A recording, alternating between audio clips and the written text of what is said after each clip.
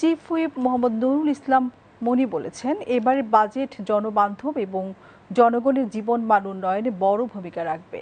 প্রধানমন্ত্রী তারেক রহমান সরকারের প্রথম বাজেট উপলক্ষে আজ জাতীয় সংসদের এলডি হলে বাজেটোত্তর প্রেস কনফারেন্সে তিনি একথা বলেন। এই সময় জাতীয় সংসদের হুইপ রুহুল কুদ্দুস তালুকদার দুলু উপস্থিত ছিলেন। চিফ হুইপ বলেন, 9,38,000 কোটি টাকার বাজেট যাচাই বাছাই করে দেওয়া হয়েছে। 63টি পণ্যের শুল্ক কমানো হয়েছে। সরকারি দল ও বিরোধী দল ঐক্যবদ্ধভাবে দেশ গঠন করতে চায়, স্বাধীনতা সার্বভৌমত্ব রক্ষা সহ গণতন্ত্র প্রতিষ্ঠা করতে চায় বলে মন্তব্য করেন চিফ হুইপ।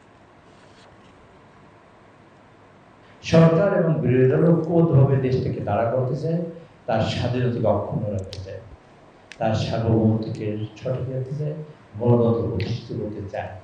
এই যে তিনটা বড় আইটেম।